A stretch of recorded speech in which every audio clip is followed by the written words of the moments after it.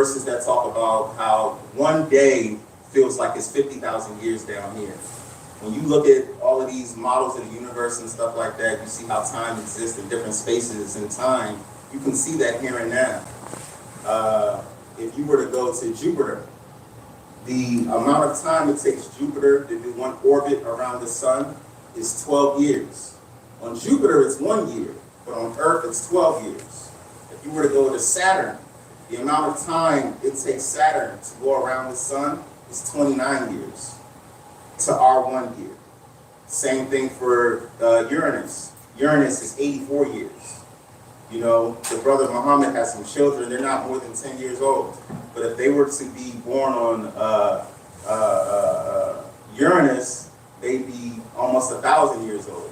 And so I see how time exists in different mediums and stuff like that. I was a kid and I had to have a surgery when I was young. I had to, there was a fire and I got burned pretty bad. I had to go to Children's Hospital for them to give me this transsite surgery.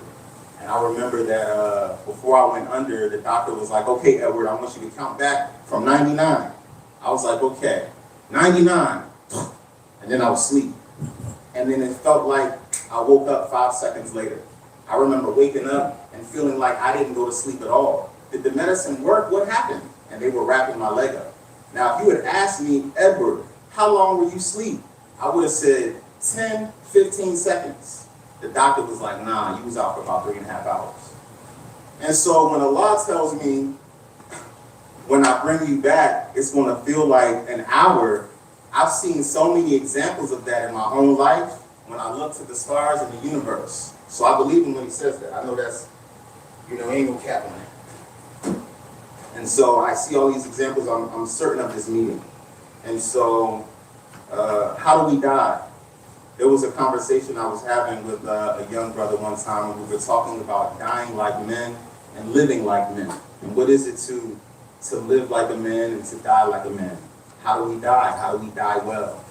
I think about fight or flight, all these philosophies about the animals in the animal kingdom, how you either run from something or you fight something. This is what everything does. And I'm looking at us and how humans do that. All the things that we do to run from death, all the things that we do to fight death, and what running and fighting ultimately reveals about my character deep down, the answers that I'm putting on my test, my true self, how that makes me act.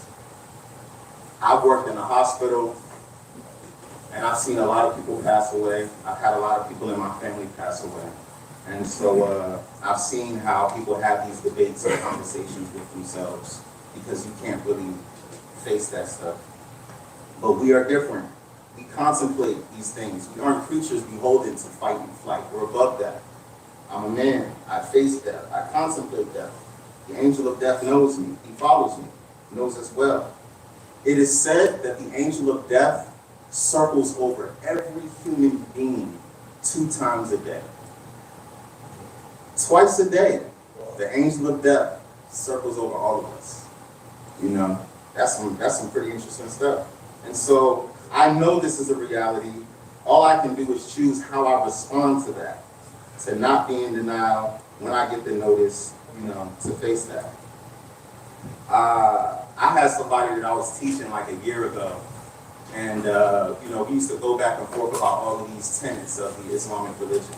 They used to think that this was okay and that was okay, and we used to have these real heavy arguments and debates about these things. After a while, we showing him the proofs and us going back and forth, they understood like, man, he was right, bro, he was right.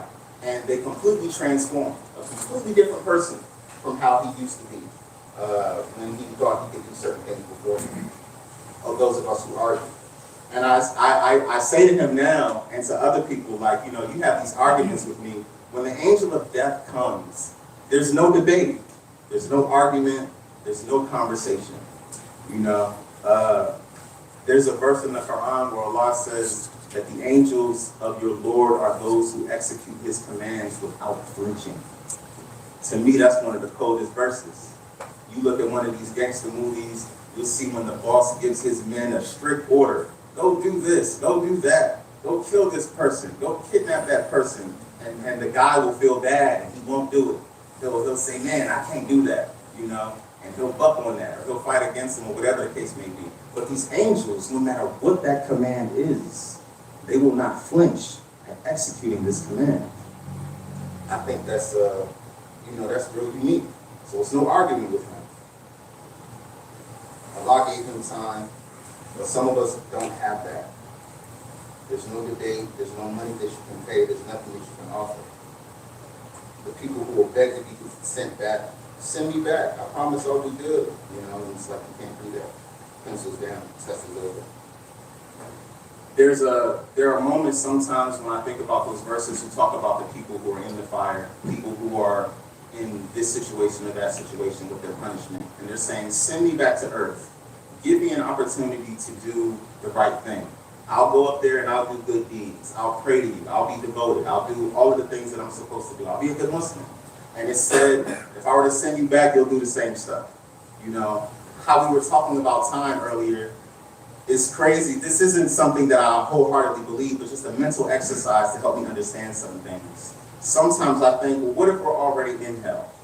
Because Allah tells you, if I were to give man what they deserve, it would be a single creature left on the earth.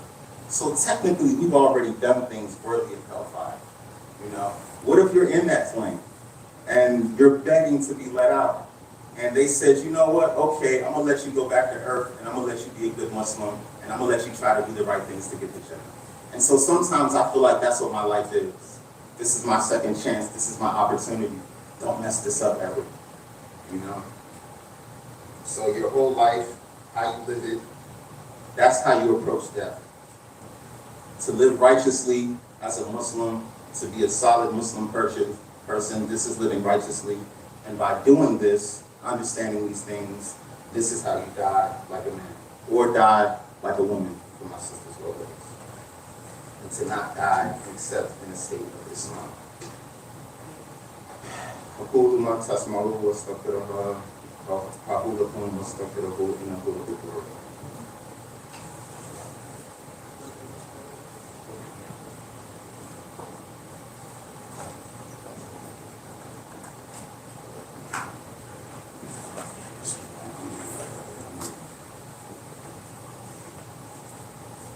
Leaving the party is sometimes how I think about dying and transitioning to the other side of things.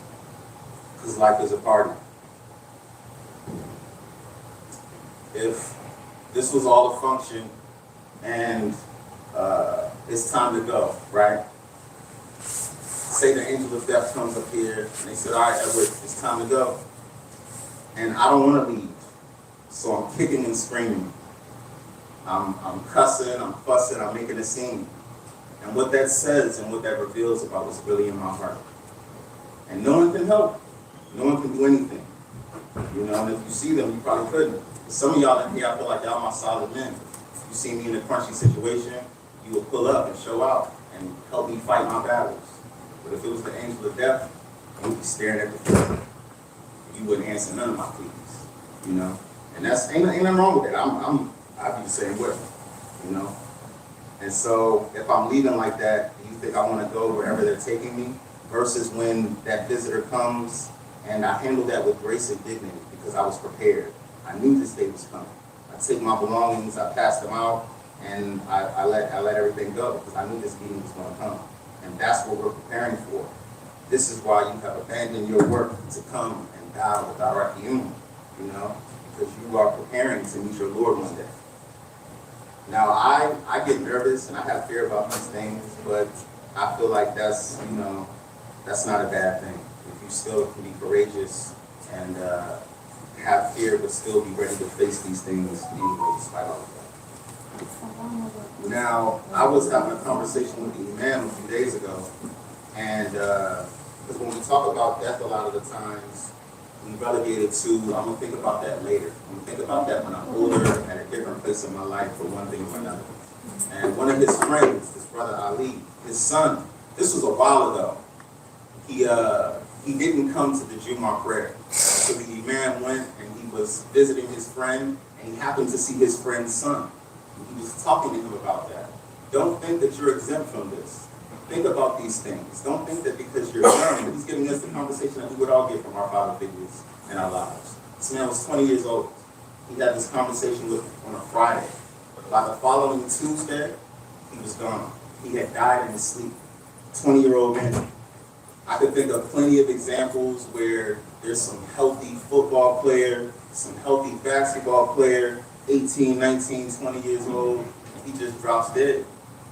They'll say it was natural causes. He was 20. Natural causes.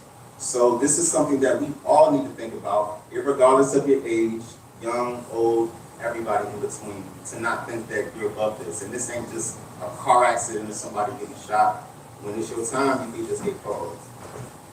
Here's this hadith where the Prophet Muhammad ﷺ and his companions were walking by and they were looking at this woman who was breastfeeding her baby.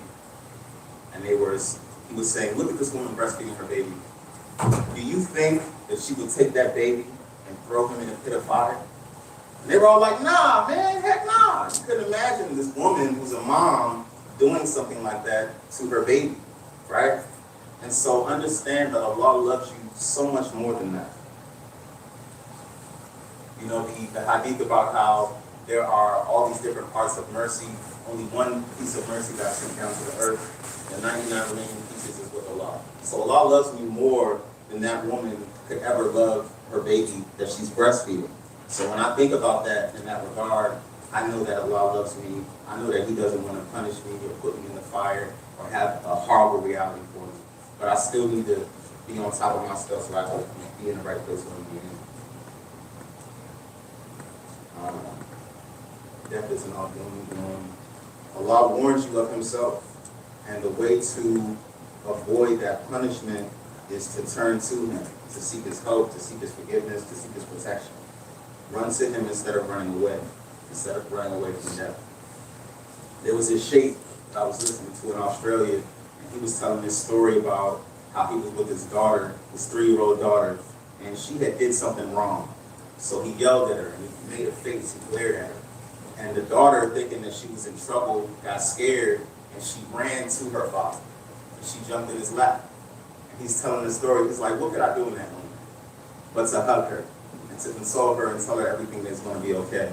And so sometimes that's kind of the philosophy of things where, you know, I can't run away from Allah or from death or from these things. I have to turn to them, to face them, to run to my Lord. And inshallah, I will.